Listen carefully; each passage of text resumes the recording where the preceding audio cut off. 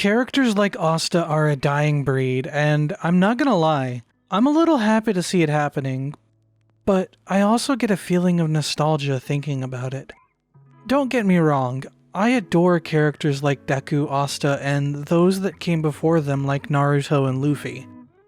The archetype of downtrodden youth gradually growing into their dreams organically is a powerful staple of the genre. One that gave me my own dreams to aspire toward, despite knowing the path ahead would be much harder than most any other path I could have taken. I mean, there is a huge difference between wanting to make YouTube a full-time career and actually having the numbers to support that ambition. And in a lot of ways, growing up with Naruto is why I want to take a shot at that, no matter the steep path I have in front of me. I know this video is gonna be a bit sappy and entirely too sentimental, but if you've been subscribed for longer than the last couple of months, you would know that that's my exact speed and I'm never going to apologize for it. Because in a way, that's my own brand of Nindo. Tatebayo! And that sentimentality toward that style of characters is part of why I'm glad there is another type of protagonist coming into the forefront. Characters that more strongly reflect who I am becoming now. Characters that lend a little more toward living in the changing world. In a way, the high ideals and dreams of my childhood seem a little more distant every day.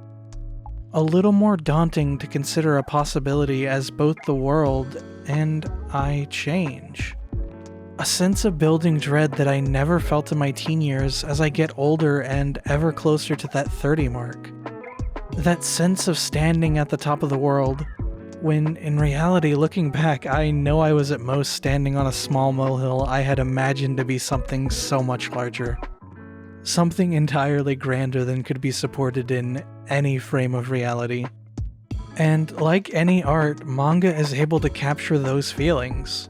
And so many others like loss and despair, hope, and dreams among a vast number of other feelings and ideas. It's able to immortalize and refresh those feelings of invincibility, if only for a few moments at a time. And I think it's important to realize that anime is changing. In some ways, much more for the better, and in others, not so much. But I can't say I don't see a bit of that sheen underneath the grittier and grimmer coats of paint many mangaka are choosing to use now. And I think a lot of that has to do with the very same reasons I find them so compelling as I'm getting older. It's easy to forget that there is a whole world out there experiencing the same shifting landscape as myself, when I so often find myself just sitting behind a keyboard hacking away at some project or another.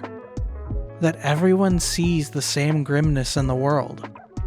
And in a way, that camaraderie is both welcome and a bit disheartening that it's spread even to the very source of so many hours of my childhood entertainment.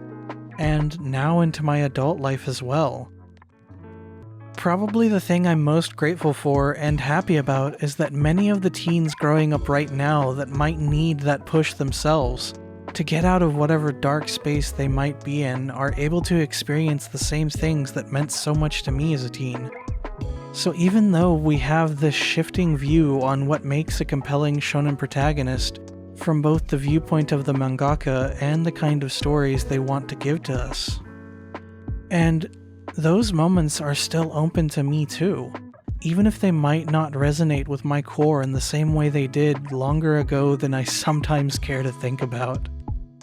And along with that, I can experience the more mature stories that are coming out now. Instead of the high idealism, we're met with the more drab mundanity of life. Shonen Ouji has a great video going into way more detail than I care to, and more so in an attempt to not rip off his video and to try to pass it off as my own. So links to that will be down in the comments, along with a link to his page as well. He's nearly at 1,000 subs, so give him a look if you wouldn't mind. But in short, those same experiences are something that I can at least partially connect with in a way that I never could with Naruto and their ilk when I was younger. In many ways, characters like Takemichi more closely reflect what my life has been like. To feel like there is no higher high than that which we experience in our childhood and teen years. There's a level of nostalgic connection that I can never attribute to someone like Luffy. Their background is too fantastical for that sense of attachment beyond the impossible dreams I hold dear. Don't get me wrong, like I said before, some of my core beliefs and feelings are deeply rooted in that attachment to those grander and simpler ideals. It just isn't in the same way. Those attachments are still important, but they're not as grounded. But that doesn't stop me from loving and thinking fondly on those moments of pure, unadulterated bliss. The feelings of sitting in comfortable silence, feeling untouchable to everything in the world. Like Takemichi in those moments of thinking back on Hina and his gang. So while the world of manga is changing, I'm at least glad I got to experience a bit of that golden era of manga and anime.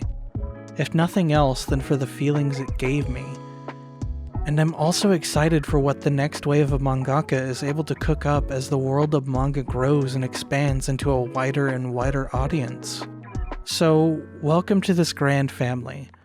Sometimes we fight and don't get along, but at the end of the day, we have to all remember, sometimes we fight and don't get along, but at the end of the day, we all have to remember, we all have that same thing in common. We love anime and the way it makes us feel. What do you guys think? Let me know what you think down below.